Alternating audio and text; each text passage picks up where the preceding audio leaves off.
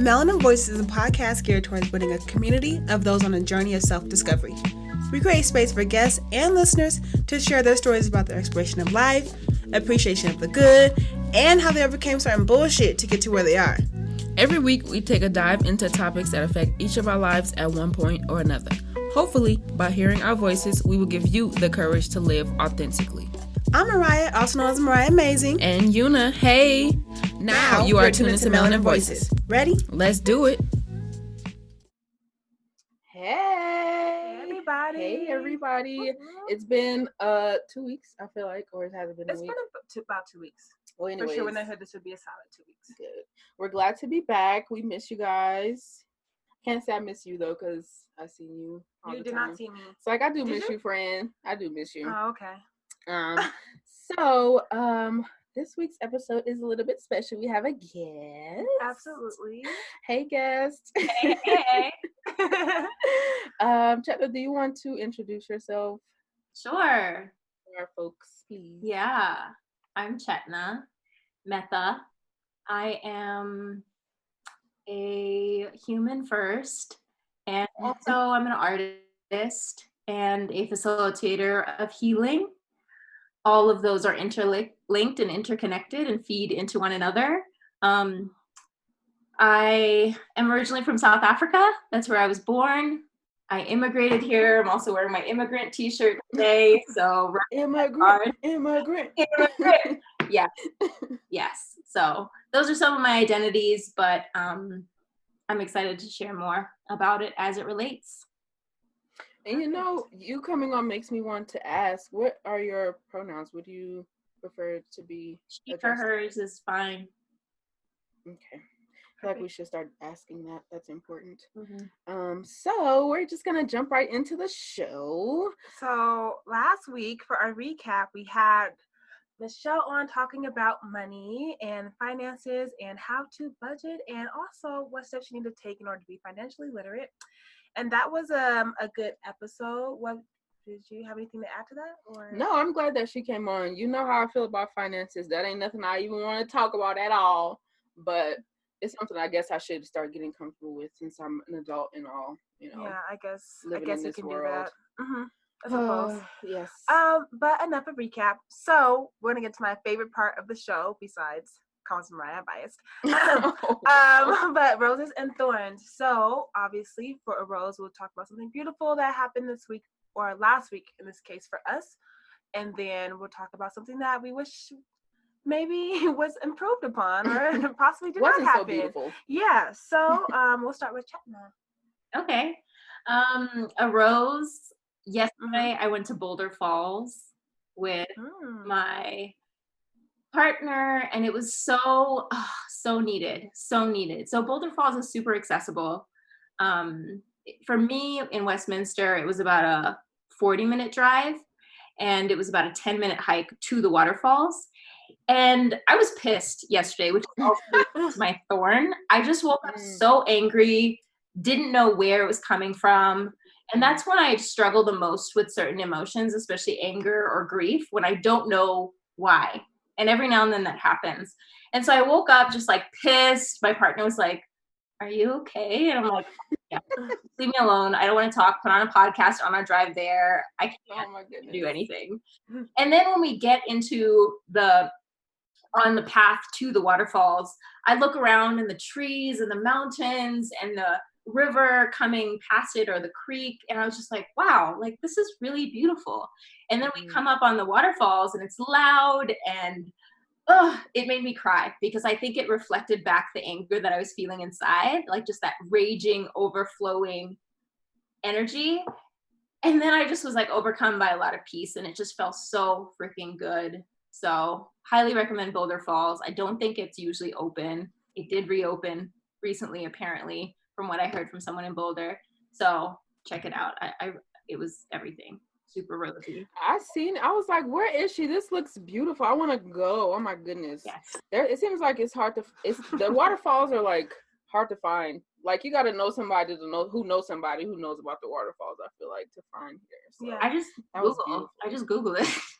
Really? Wow, that's crazy. Wow. See, she said it ain't too hard, sis. If you want to figure it out, it's right there. It's like waterfalls, like where? You know, it seems like up in this like fairy land, but it's really not that far. And Wow. so hey, exactly. Wow. So well, now you know, Boulder Falls. Right. I'm be taking somebody myself. I don't know. Yep. Anyways. Oh no, you want to talk about it? Okay, that's totally okay. What happened to your rose and thorn since you're talking about waterfalls and stuff? Okay. A rose for me would probably be that I kind of taught my first yoga class this weekend. I didn't teach it to like a class. I taught it to like other teachers, which I was super afraid to do, like anxiety, heart pounding, I was so scared to do it. And I just did it. And it felt so good to just do something that you're like really afraid to do. Like, I seen somebody, who went skydiving this weekend, and I'm like, I feel like that's something I want to do before I die because I'm afraid to do it. You know, just to give me that like, oh, I did it. You can't tell me nothing. Yeah, kind of thing. Yeah. So that's a rose for me. And you were I stepped outside of mind you. I had to be in her class, so. I mean, I don't doubt it. She told me all the time that she underestimates herself quite a bit. Anyways, she hates compliments, so I guess you won't make her feel uncomfortable. What was it? Did you say you were thorn? No. Okay. A thorn would probably be that I just took my braids out and I'm not feeling as confident, and I hate that for myself. So that would be a thorn. Well, she has a popping finger coil, y'all. She's tripping. She thinks it's bad, but it looks great. And I want to validate her feelings, whatever. But she's still. I appreciate that. But I think that she looks great. So going from having big hair to no hair, like I don't know. It's just I don't know. I just need to get it together. I don't know. What about you? Tell me about you. You literally had no hair for the longest time. With your face, you were more confident than you are now. Yes. So this crazy. in between phase is hitting me this time. It's hitting me. We'll get you some cute finger waves popping soon, y'all. Stay tuned. We'll post pics. But I feel like my rose. I know that my rose this week was my best friend's a doctor. Bitch. My best friend Jasmine, a friend of the show as well. She was on the episode Don't Email Me, I believe, and a few others. But she recently graduated from doctoral school at DU, and she has worked so hard for this past 5 years. I've literally seen her like sad, anxious, happy, and just go through all these emotions within like a day. Being in this program, so it was really cool to witness her dissertation and also just know that she's a doctor now. Right, all her work paid off. She didn't give up, although there were many times that she wanted to. And so that was my highlight of my week because I got to celebrate with her. She was in town from Philly, and I would say a thorn that I am struggling with is possibly. That I may have to go back home to Detroit for a little bit just to spend time with my granny because her cancer has came back aggressively in her brain. So we're just dealing with that right now. So, you know, when there's a high, there's a low. And so I'm just trying to balance the both of them right now. So, yeah. Oh, friend. Yeah. I'm going to give you a hug. Not right now, though. All right. Because I already know. Yeah. I'm sorry, friend. The waterworks will come. I know. But yes, so that was my low. But, you know, prayers up, send some good, you know, healing vibes and positive vibes. And if you have any alkaline recipes and things like that, send them our way. I'm gonna make her eat it and intake all those supplements. So if you have any of those recommendations, let me know. But yeah, so that was my week, my rose and my thorn. Wow. Thank you for sharing that. Yeah, of course. Because I need all the healing vibes. So. Oh, friend. Okay. Yes, we're going to get into the episode. Yes, let's get into the nitty gritty. Yes, let's do the meaty, weedy? I don't know. Let's get into the show. So I'll be trying to be cool sometimes. Anyways, so we wanted to have Chetna on because she's like all things, and it's so amazing to see all the work that you do. Every time I'm around you, I just get like happy. It's so weird. Aww. Like I'm like obsessed. Anyways, I mean, I feel like your art is so. I was trying to find the right word earlier, but it's so like tangible or like usable. Like I don't know how to explain it, but it's like I can see your art and learn something about myself, learn something about other people. I can make a discipline chart, or like, okay, here's a what is it, emotion wheel to see how the hell I'm feeling, because I don't fucking know what this emotion is. It's just like I can use it to do all things. So I wanted to have you come on the show and talk with us, and heal with us, and all of those things. She's definitely a big fangirl of Chetna. I know. I have not. She really has stand Chetna for the past few months, so I'm just like, okay, let's get it on, girl. So I'm happy to have you on too, since my friends speak so highly of you. So. Yes. Yeah, let's get into it. Go ahead, girl. Oh, I got it. Okay, all right. I'll answer first one.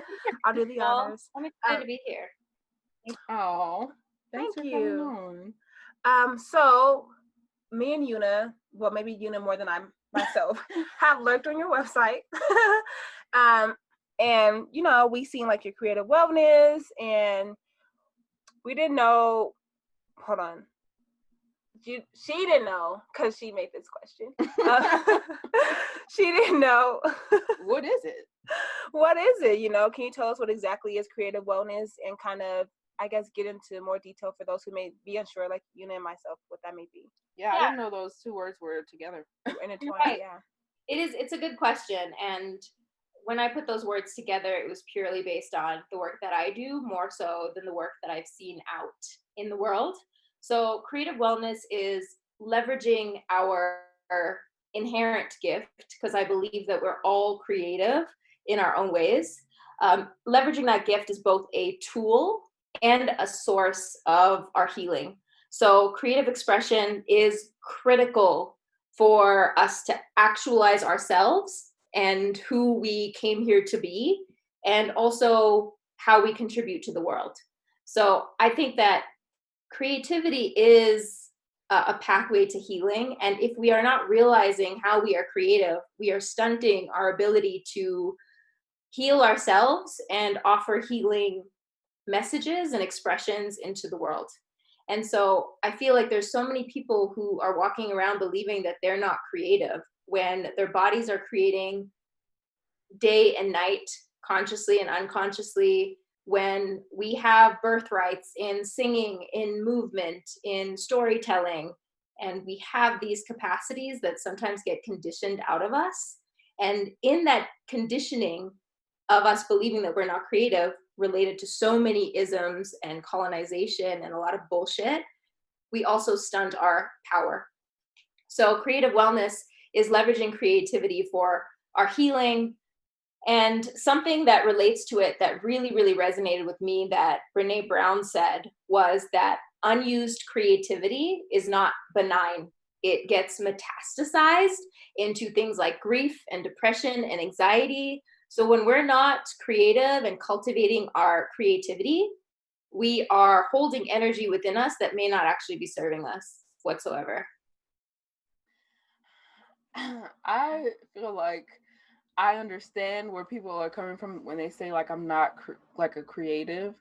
I was just telling, I literally, before we started recording, I was telling Mariah, like, I'm not a creative. I don't claim to be that. Like, I'm not an artist. Like, I suck at art. I'm terrible at it. I draw like a kid, like a 6-year-old, you know, and it does make me not want to even attempt to express myself in that way.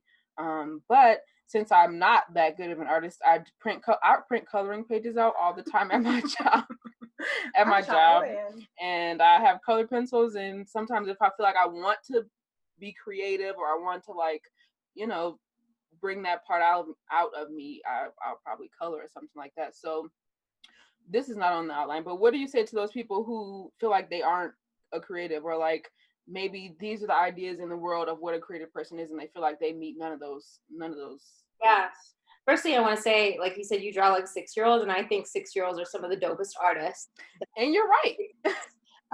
And this idea that we're not creative, or that, you know, calling oneself a creative is some exclusive thing to some accomplishment you've received or some affirmation you've received externally, is a very colonized viewpoint that they want us to believe, in that to realize that we are creative every day in the colors that you choose to use on those coloring pages, the ways, the questions that you ask on this podcast that incite more reflection, that incite learning for your listeners and for yourselves. Like, this is all an art.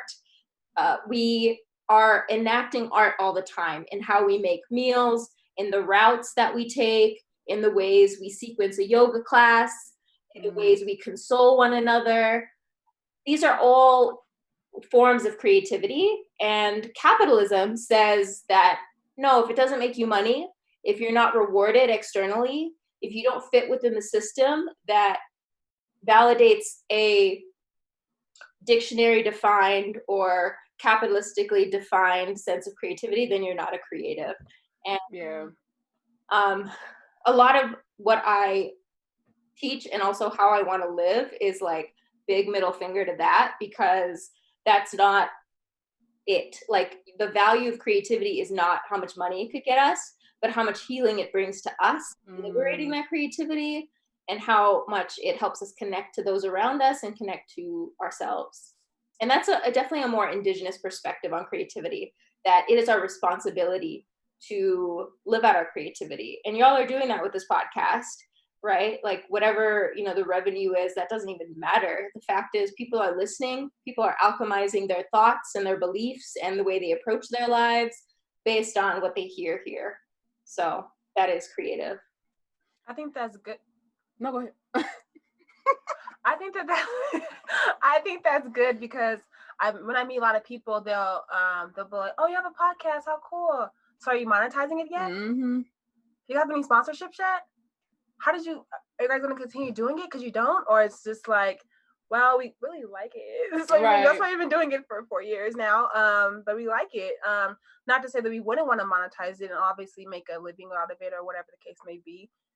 I think that's one of the ultimate goals, is to make a living out of what you love doing. However, it's also, like you said, like, just being able to be in a space you're able to create things that you love, you're already winning at that point. So yeah, I think today's, like, everybody's like, if it don't make dollars, if it don't make dollars, it don't make sense, kind of thing. Like, I think that's where a lot of people are today, and like on social media, etc. So yeah, thank you for saying that. So this whole outline is lovely, but this next question has been like coming up for me a lot, especially like in our last episode with Michelle. So I realized that, like, in love and relationship, and even recently finding out with money, I come from a place of scarcity. So thinking like, I should keep this job and I shouldn't look for anything else, or I shouldn't do anything that fulfills me, because I don't know if it'll, be profitable to me. Or like, I might as well stay with this person rather than not have anything. Or I would rather take pieces of this person than have nothing at all. So how do we cultivate intentional and abundant living when so many of us come from like a scarcity mindset? And I think society propels that too. It's just like there's not enough. There's not enough anything out there. So we have to fight for scraps. Scarcity is real, absolutely, especially within the system that we live in. Again, coming back to capitalism and how it's all about profit in relation to expenses and opportunity costs and all this stuff, right?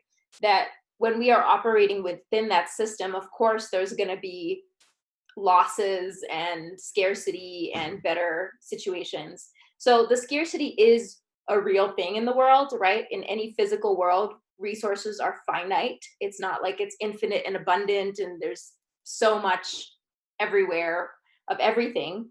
But what you're asking, I believe, is about scarcity mentality. And there is a difference, right? Scarcity mentality is rooted not only in our own heads, but also based on the oppression that we've experienced, not only we in our own lives, but also our ancestors and the people who came before us. So speaking for myself, being an immigrant, scarcity comes up a lot, right? Like when my parents came here, they didn't have a lot. It was a brand new country. They had to be very resourceful. Resourceful is my reframe for cheap. So whenever I do something that might be judged as cheap, I'm like, nah, I'm resourceful. Okay. I take a lot of pride in that because it got me really far and it got my family really far. And so, it's a matter of like wearing, like, I grew up believing that I need to wear my underwear until there are like holes in it, or, that. Same. Yeah, or that I have to eat old fruit first, or eat the old fruit first before going to that really fresh, like juicy one, right? Finish the old stuff first, and or like, you know, squeeze out every drop of ketchup in the bottle, stuff like That's right. Yeah. like totally okay. And yeah, you minimize waste and whatnot, which is great. But then, you know, when it doesn't serve us is when there is actually abundance there, like for love or for potential wealth. Then we do hinder ourselves because that's like so much more abstract and it's not as tangible. So it's hard to wrap our brains around those types of energies, which are in a way abundant. There is no capitalistic measure of the love there is available to us, or the care, or the actual, like the sense, the fullness of richness in our bodies that we may feel, related to or unrelated to actual tangible wealth. So because scarcity mentality really exists within us and is up to us to challenge, so much of how to shift that dynamic and that patterning, because really it's just a patterning, it's a habit within us, right? And it's a habit that we feed when we go down that rabbit hole, right? Of like, oh, there's not enough, like I'm not going to get this, it's not for me, if I do this then I'm not going to get that. Like if we're following that, we can step back and be like, okay, this is scarcity mentality, right? That's the first step, to notice when we're enacting those habitual thought patterns. And if we can step back and be like, okay, scarcity mentality is real right now, right? To acknowledge it is really important, first and foremost. And then there's something that's bringing up the scarcity mentality. It could be fear, it could be sadness, grief, anger, uncertainty. These feelings are very real and need to be tended to, right? Because they would then trigger scarcity to like try to do something to alleviate those feelings, i.e., when quarantine started, that triggered scarcity mentality in so many people, because no one was stopping anybody from having sufficient tools to wipe their butts, but people were tripping and were like buying up all the toilet paper they could buy. Yeah. That was not actually a direct threat, right? Necessarily. Necessarily. Yeah. I didn't buy up all the toilet paper because there was none left. So I just bought a bidet instead. That was my like, you know, way of coping with that. But what were you about to say? That's a really good one, because you're also saving the environment. Right? Mm-hmm. And your butt's cleaner. So. Much cleaner. Yeah. Okay. So that's great. It starts with ourselves, like noticing when scarcity mentality is coming up. And part of abundance mentality is having faith in something that we may not tangibly have in front of us. So it's noticing that, okay, I don't have this tangibly in front of me. Maybe that's what's triggering the scarcity mentality. Could I have faith in something that's not in front of me, and center in that belief of possibility? Which is hard to do, right? Yeah, that I was about to say that's tough, because sometimes like I'll ride through neighborhoods of homes that I, you know, feel like would be nice to have, but it always comes back to that feeling of I'll never be able to get this thing or that thing. Yeah, so that's the thought or the belief that's rooted in scarcity mentality, right? What would it be like to roll through the houses or see a cute relationship and be like, noticing the I'll never have that, noticing that and being like, ooh, okay, there's scarcity mentality. I wonder if I could have that. Even just switching that thought a little bit and like treating it to be a habitual pattern, or bringing that in as a habit as opposed to believing that thought. Because these thoughts are just thoughts, they're not truth. And I think we make the mistake of believing our thoughts as truth, but they're not truth at all. They're not truth until we believe them to be true. And so when we think that, it's like, oh, there's scarcity mentality. What's another thought that even opens up a little bit more to a sense of possibility? And it may not be, I wonder if I could have it. It may be, maybe I could. Or maybe it could just be, there's scarcity mentality, and just calling that out. And it's like baby steps to then eventually perhaps believing it's possible I could have that. Right? So it's like baby steps. And maybe the neutral place is, okay, there's scarcity mentality. I see you. see you, boo. Maybe you need some taking care of. The other thing that really cultivates abundance mentality is recognizing the small gifts that we receive daily all the time. So if it's seeing a house that's like dreams or whatever, and scarcity comes up around, I'll never have that. It's then looking at your own home and noticing the small things that you do really love and that bring you joy, or giving yourself that, bringing in another plant or something that will give you that joy, something, and giving your attention to that and honoring that as something that is of value. Yeah.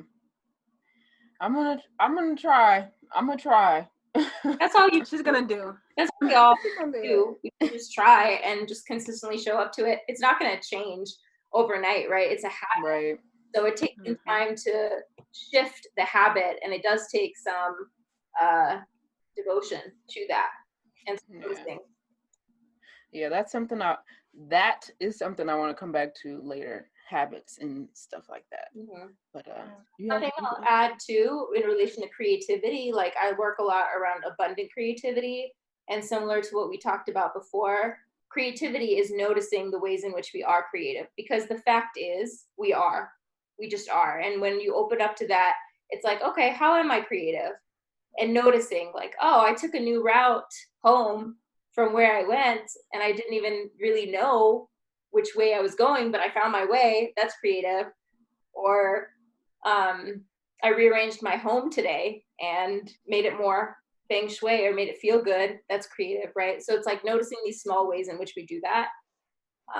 Cultivate abundance as well. Yeah, I will say that when I have tried in the past noticing the little things, it did bring me more joy.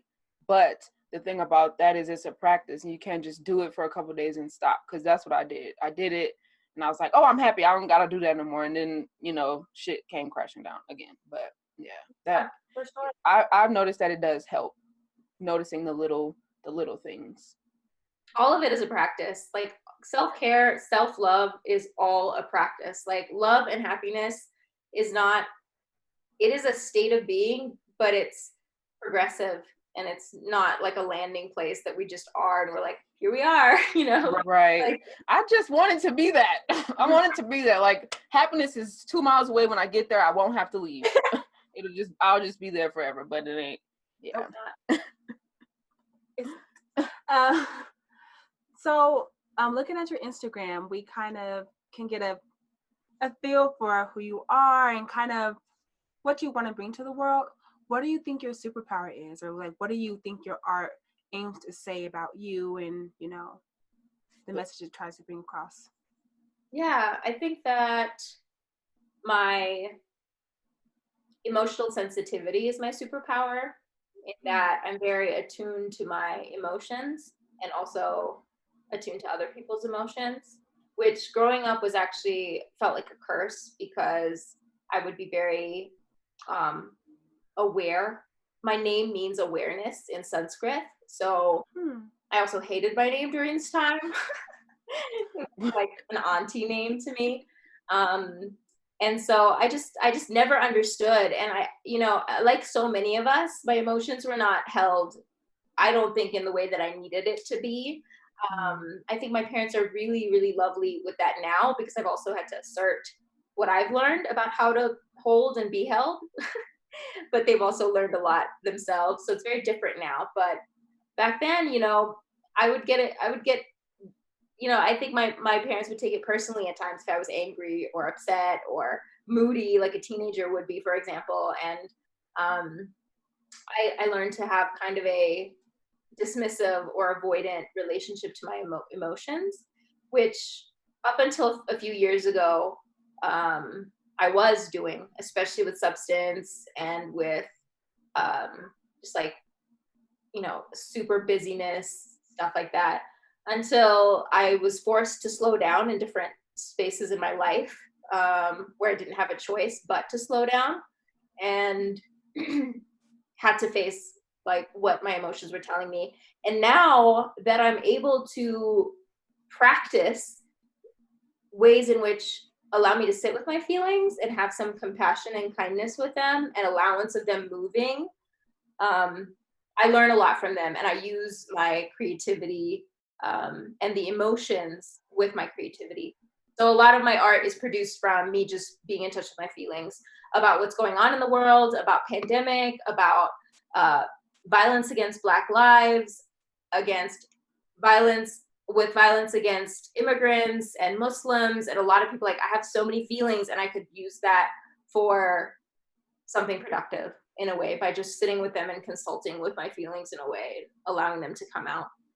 So I would say that is a superpower. And my work aims to say something very similar, in that our emotions could be that for us if we are willing to sit with them. And it's not always easy. Sometimes it feels like hell to sit beside our anger or our grief or our sadness, especially don't know why the fuck it's there.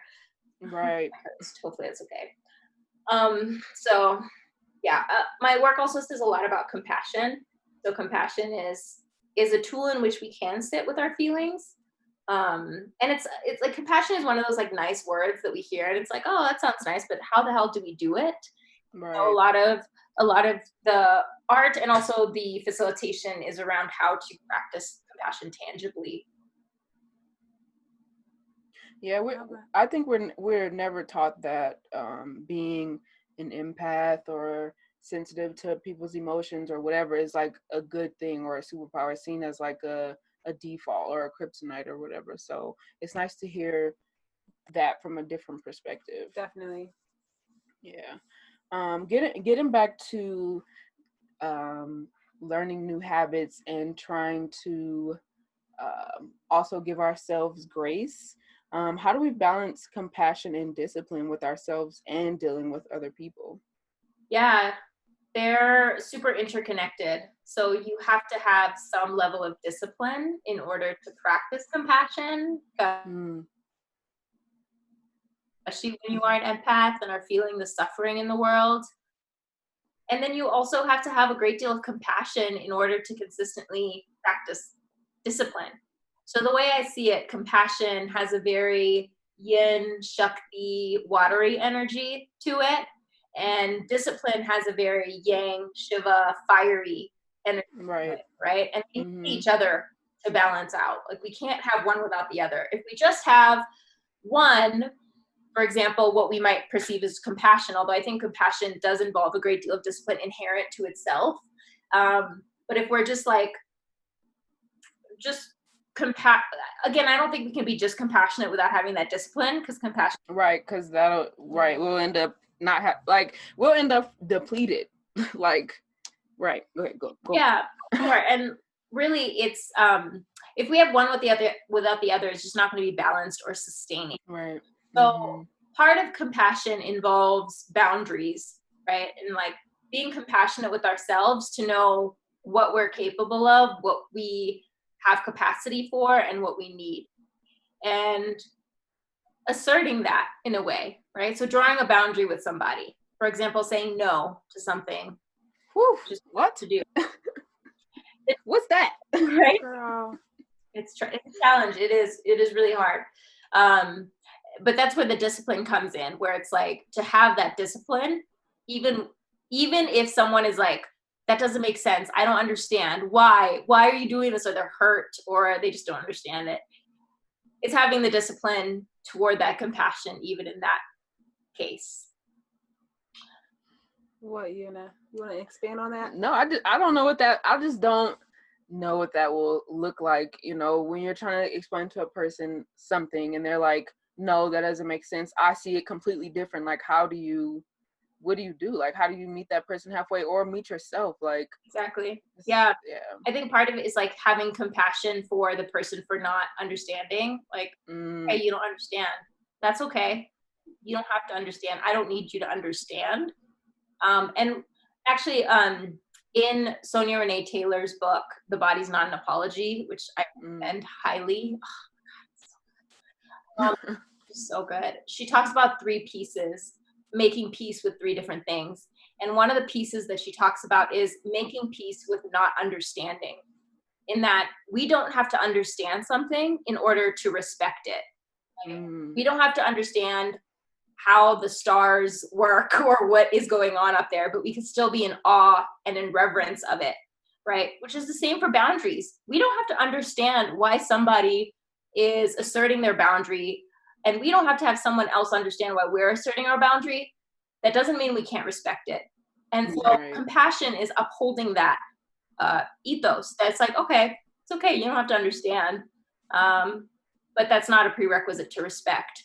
And I don't have to explain myself to you. And that's not required because compassionately for myself, I don't want to explain myself. Like, that's just my boundary, right? And so it's having compassion for the other person to be like, you don't understand, that's cool. You don't need to understand. And having compassion for yourself to be like, do I want a dialogue about this, or do I just want to put it right there and dip out for a sec? That balance. It's always a practice. Yeah, definitely. For sure. Well, you know, in this day and age, I feel like with social media and just honestly just images from the media, you're always, it seems a common theme that people are comparing themselves, or they're, you know, don't feel like they're their complete selves until they reach a certain aspect of their lives they feel that they should reach. How do you what do you say to people that, actually, let me reframe this question. How do you feel like you could show up as your authentic self no matter what stage of life you're in, or what accolades you feel like you need to reach a certain level of whatever? What do you think is the key to being your authentic self at all times? Yeah, this question is really interesting because I'm not my authentic self at all times. Not. And I'm noticing when I'm not, and I'm tracking like, okay, what is it that's not making me feel safe to, or rather, what don't I feel safe with to be my authentic self, right? And I'm really becoming aware of like, what's happening here? Is it the situation? Is it unfamiliar? Is there something going on? Is there a dynamic that I'm picking up on that doesn't feel like I know enough to be my authentic self? And so it's tracking that. But really it starts with like being okay with sometimes not feeling my full self, whatever that means. Like, I'm still getting to know who I am. And there are certainly spaces and with people where I do feel more expressive and more uninhibited and more liberated. That's definitely true. And I want to be in those spaces as much as possible. And that has a lot to do with, you know, a sense of non-judgment and a sense of familiarity and a sense of compassion and love, right? But there are also a lot of spaces that don't necessarily have that in the world. And so I think it's not necessarily a compassionate thing to myself to expect me to be the same person in both those situations. And so it's allowing myself to be exactly how I am, whether it be, you know, really quiet, really observant, because that's my way of assessing a space and noticing. And I think that's a really underrated power in our culture, especially in an individualist, outgoing, extroverted, leaning culture, where it's like, no, you need to be there and be on and be entertaining people. But, you know, from like an Eastern perspective and from a more holistic perspective, like the person who's in the room able to observe the dynamics and feel out certain things and notice things that not everybody is noticing is a superpower. And when we can hold that as a superpower, we could still sit there and be like, I have value here. I'm taking up space here with my presence and my body, and that's enough. And that can be authentic in a way, right? So this idea of like, what is authentic self? I think it changes and it's fluid and it means different things. And to believe that it is one thing is actually not authentic, and it's actually harmful to us, because we are not just one thing and we're constantly code switching and changing and moving, much like a river. I absolutely love that, especially when you say that you're observing and kind of trying to see, like, take things for what they are. I feel like I've saved myself from a lot of situations and compromising situations where I'm like, you know what, I'm going to leave this space because I'm noticing some weird shit that's happening, and so I'm just going to be out. And I've saved myself from a lot of things that have taken place. I won't speak too much on it, but yeah, definitely being observant and just kind of like filling the room has helped me tremendously. And I think it's also really interesting when you were saying earlier how you like to go to spaces that you feel you can be your authentic self, whatever that may be in that moment, and you can fully like present how you are, and you want to just be in those spaces more often, because it's really interesting. I just had this conversation with someone how being on social media and just my personality, like watching my stories, if you watch my stories, people, they'll reach out like, oh my God, you seem so cool, you seem so fun, yeah, I don't want to hang out with you. And I'm just like, keep in mind though that the times that you see me having so much fun and being so vibrant and just being so like hype, as the kids like to call it these days,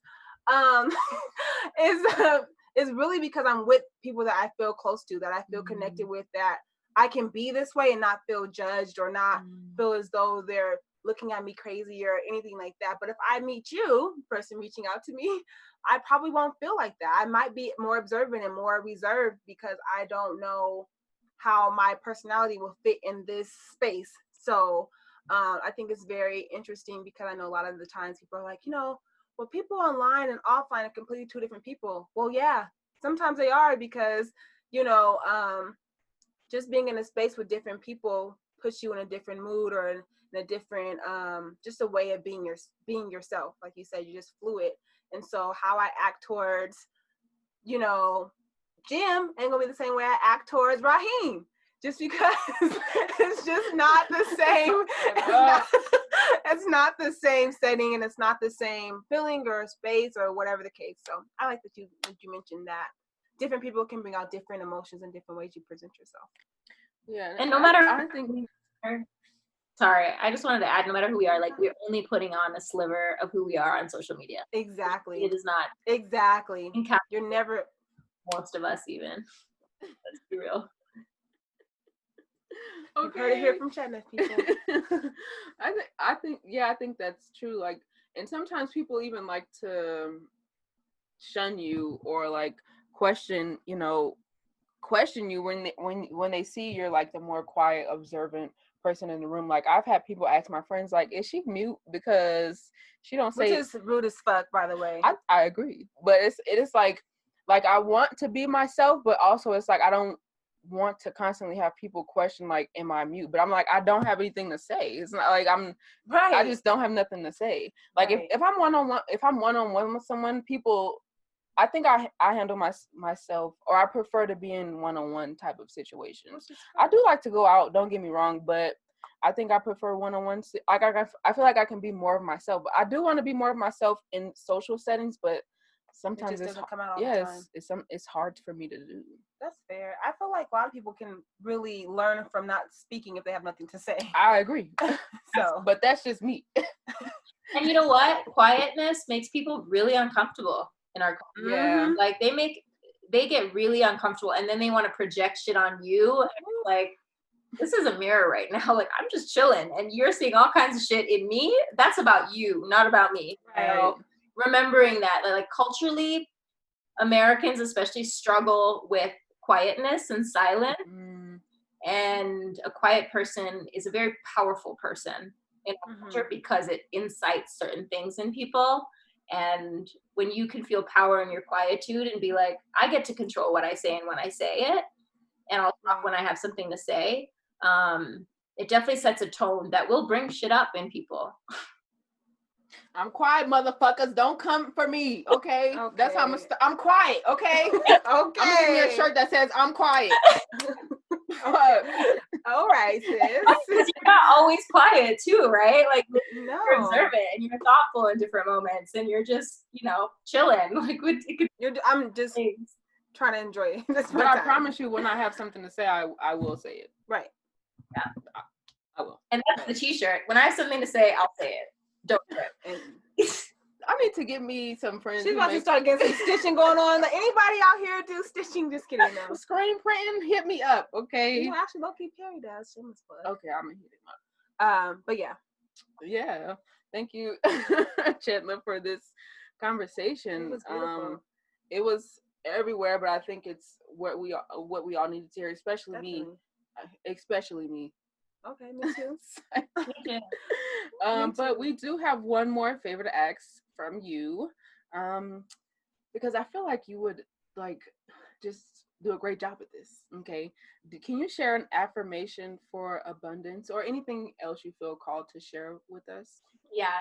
So my favorite abundance affirmation right now, and it's been inspired by doing some gardening and harvesting greens and good stuffs from the garden. Yes. Is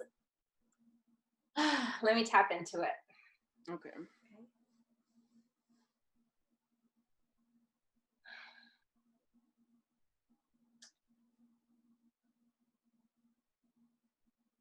Okay, hold on. I'm trying to think about like what it feels like. I'm trying to, okay, something I'll share firstly. Something about affirmation is that when we say it, we want to actually feel it in our bodies, right? As opposed to just like feeling it in our heads, because otherwise they're just words, which do matter, right? Because a lot of these are thought patterns that are holding us back. But when we can actually access like the felt sense of it, is when it actually has more potent resonance in our bodies. So I'm feeling into like, what's it like to go into my garden and see like the spinach and the arugula and the chard and just like being like, yes, I want to pick all of it. There's so many good leaves. And so I'm feeling into that feeling. And okay. And the affirmation is, my gifts are abundant and they are generative for my communities. My gifts are abundant and they're generative for my communities.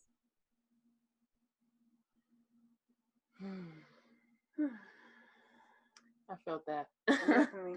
Thank you. Thank you for like sharing that affirmation and speaking light onto our podcast as well. Just I don't have the words, but just basically all in all, just speaking light onto us and onto our podcast and letting us know that we are doing good things for our community, which is what we set out to do, make a safe space for our community, even though we may not be, monetarily where other people feel like we should be. Right. But we do love doing this, and when we don't love it, we don't do it. Right. Yeah. So, because y'all know there's times when we'll take a few weeks or a month as a break, but that's because that's what we need, and we want to create from we want to create and come from a space of being genuine. Because that's what we want to hear when we listening to other people's podcasts. Right. Some people can't be. Some people, I'm not gonna say genuine, but we can't fake the funk. We can't do it. Sometimes we don't want to record, and then we get on, and we're like, okay, I'm getting into better. this. Right. So yeah. Thanks for meeting us where we are. Thank you. I love that you create. Like you did a little slip, and you said create because you are creating. So that's why I was like, no, say it, let it flow. I think your guys catching up. It is like, yeah, we're creative. We're creative. Okay. Mm-hmm. I'm quiet creative. I need to quiet creative. Girl. And it doesn't look like what society says it should look like. Society is the enemy right now, and social media, I feel like, is the villain. It's funny. Capitalism. But anyways. Honestly, personally, that's what I think. And colonization is the villain. Like, you could use social media for some really powerful good. Society, there are really beautiful parts of society, but rooted in capitalism, it's like, well, what about your money? It's like, well, what about the healing and the messages that we're giving to communities? Like, how about that? Well, don't even get me started on that. I forgot to talk about that with my thorn. Okay, just in closing thoughts, I was just pissed off because I went to the doctor. She prescribed me something. I went to go get it, and it was money. Okay, GoodRx. It was $107. So I'm pissed because I have insurance. I've been paying for insurance, this and this and that. So I go to GoodRx, and they don't have that thing on GoodRx. So I'm like so upset because it just brought me back to the point, the idea that some people are dying out here without their prescriptions because they can't pay for it. Some people are dying out here because they can't afford to go to the doctor. Some people are in debt or homeless, et cetera, because they can't pay for their medical bills. And it's just disgusting to me that the world, that we can't access help sometimes if we don't have the money to. It's just, and there's literally billionaires who can't even spend this money in a lifetime that are just, being billionaires. Sitting on it. Yeah. But anyways, so we have a POC business this week in addition to Black business. Chetna, would you like to share your business? Chetna does so many things. That's why I was like, I'm not even about to try to name it because I'm gonna miss something. Definitely. So, tell us who you are, what you do, and where we can find you. Thank you. So the business that I run is called Mosaic Eye, and our mission is to cultivate what we call self-actualization and interconnection of us and Earth. And we leverage education, mixed media art, and radical self-reflection and community circle. So I talked about actualization being related to how we express our creativity and stepping into our power and our purpose. We're all about that, and we're all about doing that in community circle. So we offer various community workshops. We have one coming up actually in August on reclaiming creativity, which is redefining it, much like we started this conversation with. Like, how do we redefine creativity such that it's more inclusive to us, honoring the truth of how we are creative? And in September, we have a series on mindful compassion with self and others. And we're continuing the series because it's been full over these last few months, and it's been super resonant in that people are in love with one another at the end of it, which is just like so beautiful and unexpected, because of course we're cultivating compassion, so we feel that. And I work therapeutically. My background is in therapy. I trained as a therapist, but now I identify as a creative wellness consultant because the mental health field is kind of jacked up, and that it's rooted in white supremacy, and it just wasn't fueling the spirit and abundance that I want to draw from in the work. So I identify differently, although I work very therapeutically and also creatively. And then of course there's the art. So we have art as gifts, as therapeutic tools, and also as fundraising tools. Right now we have a campaign going on until the end of July to benefit two organizations, one called Black Femme, that's educating girls, specifically Black and Brown girls, on financial literacy. So it sounds like y'all are doing that too as your last guest. Yes. Very important. And the second one is Brown Girl Recovery, which is a Bronx-based therapeutic organization offering therapy and community workshops for Black and Brown folks in the Bronx and nearby. So check us out. We are on Instagram at Mosaic Eye, EYE, and our website is mosaiceyeunfolding.com. Thank you for coming on again and sharing your light onto our podcast. Do anybody? You guys, anybody got closing thoughts? Chetna, do you have any closing thoughts for us? Mariah, do you have any closing thoughts? Final words? Just deep exhale. I'm grateful to be here, and I'm grateful that y'all are doing what you're doing.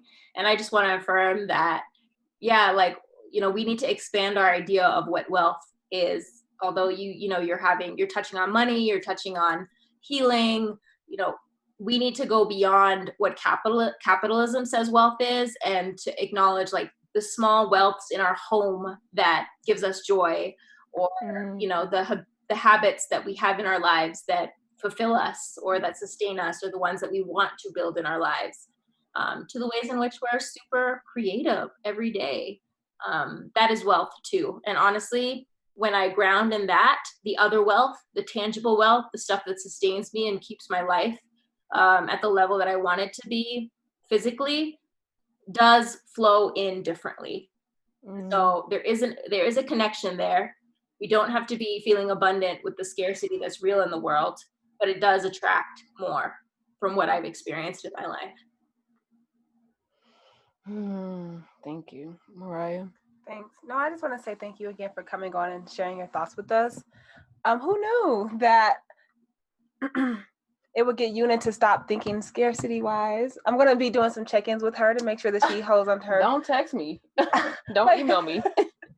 How are your day going? So hopefully you can share some thoughts with our viewers next episode and let us know if you did those practices. No pressure. Just notice. You don't change anything. You could just notice it. Right. Just notice. Exactly. Yeah. This is happening again. I will do more calling myself out. I can do that. I can commit to that. Okay. Like Chetna said, I'm not gonna pressure you. No pressure. Just encourage a more abundant mindset. Yes. My final thoughts are we are still fighting the good fight. You know, continue to shop Black businesses, continue to sign those petitions, do all the things, protesting everything that you guys are doing. We appreciate, we appreciate all of the work. Don't forget to love yourself, love on yourself, treat yourself like somebody you care about. Yeah, that's it. Take care of yourselves. We love you so, so, so much. That's it. Thank you for listening. Peace. Bye. Thanks for listening to Melanin Voices podcast. Before you go, though, show some love for your favorite podcast by leaving us a review on Apple Podcasts, and while you're there, subscribe too. And a comment on SoundCloud and YouTube. And be sure to share this episode with a friend, family member, or your boo, or whoever you think will want to be a part of our Melanin Voices family. Until next time.